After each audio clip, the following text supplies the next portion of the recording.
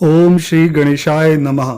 श्री गणेश चतुर्थी व्रत कथा। भगवान शंकर जी कहते हैं, आप लोग इस कथा को ध्यानपूर्वक सुने।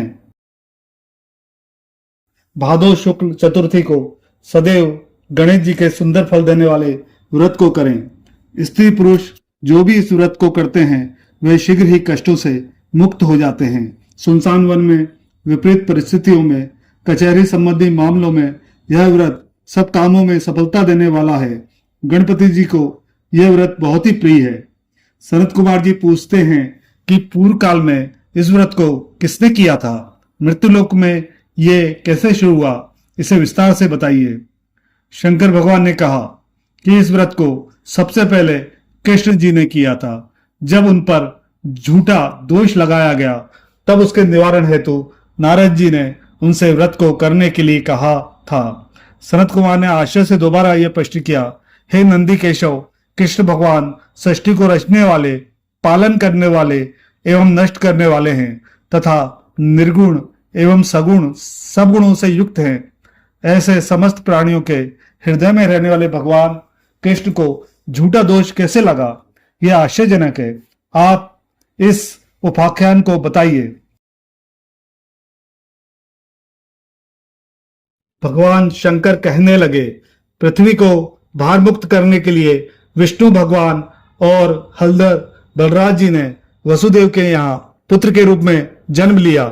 मगध के राजा जरासंध के बार बार आक्रमण करने के फलस्वरूप कृष्ण जी ने समुद्र में सोने की द्वारकापुरी बनवाई।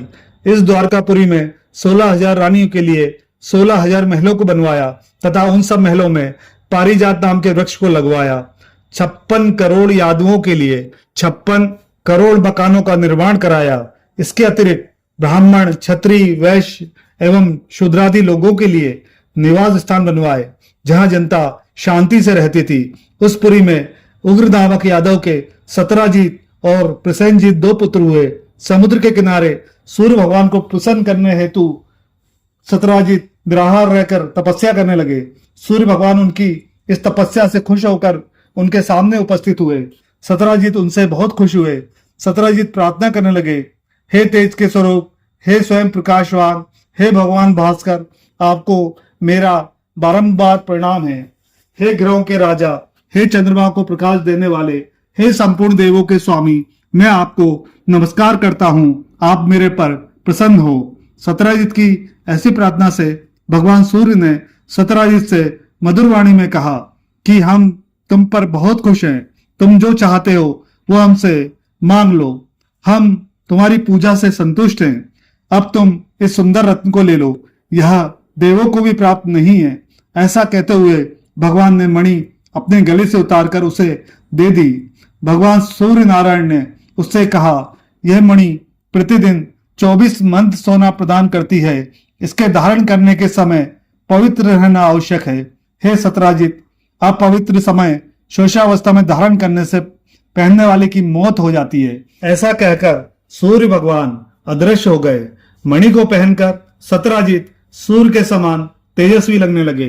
उनके द्वारकापुरी में प्रविष्ट करने पर उस तेज के फलस्वरूप किसी को पता न चला कि किसका आगमन हो रहा है।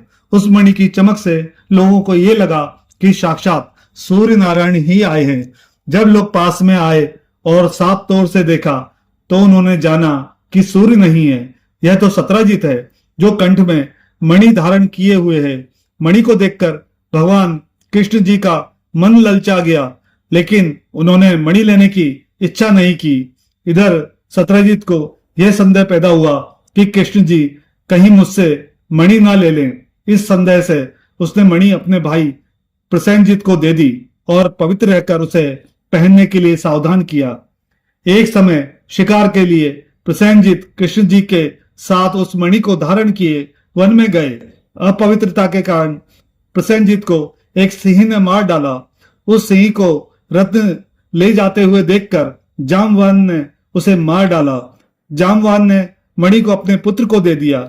इधर कृष्ण जी शिकारियों के साथ द्वारिका में लौट आए। समस्त द्वारका में रहने वालों ने कृष्ण जी को अकेला आया देख यह अनुमान लगाया कि मणि के लालच में श्री कृष्ण जी ने प्रसेनजीत को मार डाला है। ऐसा कौन सा पाप है जो लोभी के लिए न करने वाला हो, वो तो अपने गुरुओं को भी मार डालता है। सब लोग यह चर्चा करने लगे।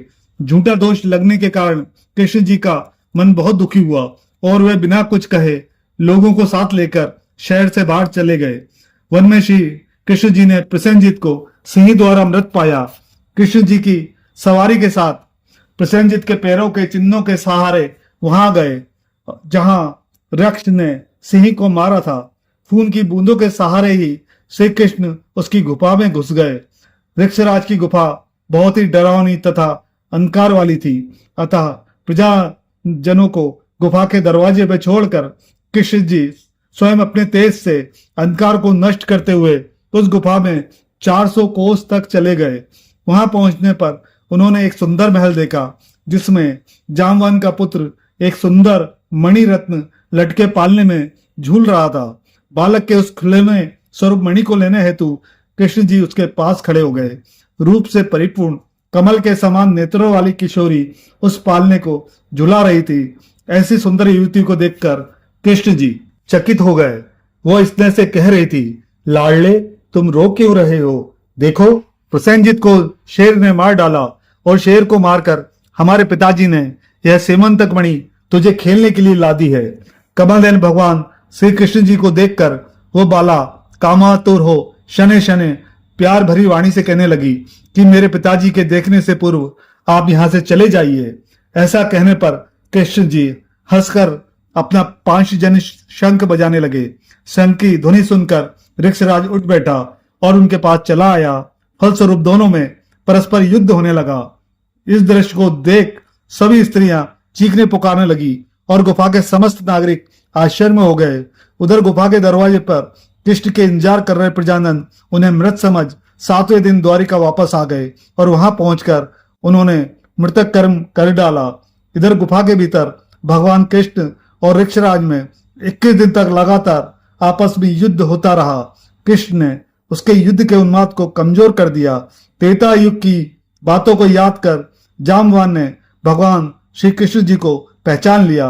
जामवान कहने लगे कि मुझे देव, राक्षस, यज्ञ, नाग, गंधर्व, पिशाच आदि कोई भी नहीं जीत सकता। वे मेरे साहस के सामने नहीं ठहर सकते। हे देवों के देव, आपने मुझे परास्त किया है।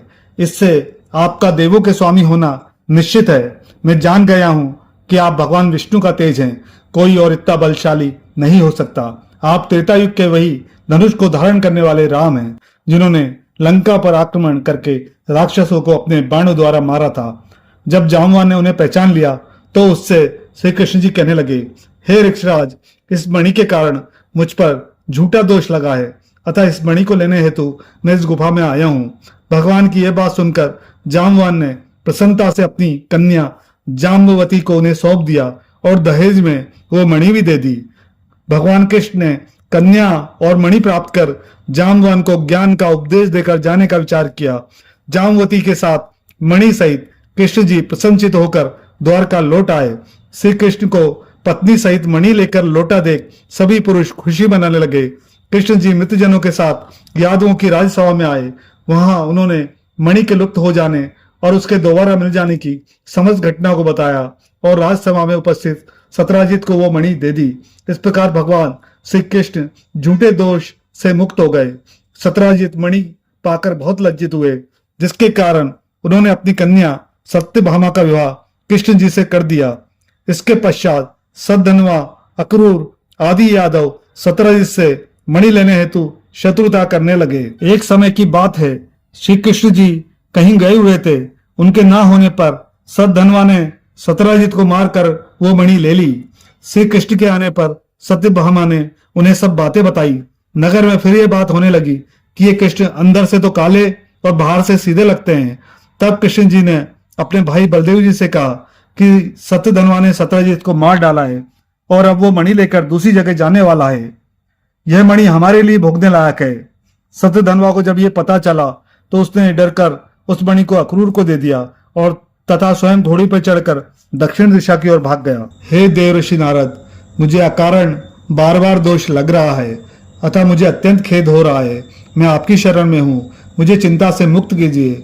नारद जी ने कहा, हे देव, आप पर जो कलंक लगा है उसका कारण मैं जानता हूँ। आपने भादो सुदी चतुर्थी को चंद्रमा के दर्शन किए हैं, अतएव आपको बार बार कलंकित होना पड़ रहा है। नारद जी से यह बात सुनकर कृष्ण जी सार भरी वाणी में कहने लगे, हे नारद जी, चौथ के चांद को देखने पर कैसे दोष लगता है, जबकि दूज के चांद को लोग देखते हैं और उसका श्रेष्ठ फल पाते हैं। नारद जी ने कहा, स्वयं गणेश जी ने देखने योग्य रूप वाले अर्थात सबसे सुंदर पर घमंड करने वाले चंद्रमा को शाप दिया है कि आज के दिन जो लोग तुम्हारे दर्शन करेंगे उन्हें व्यर्थ ही समाज में बुराई उठानी पड़ेगी।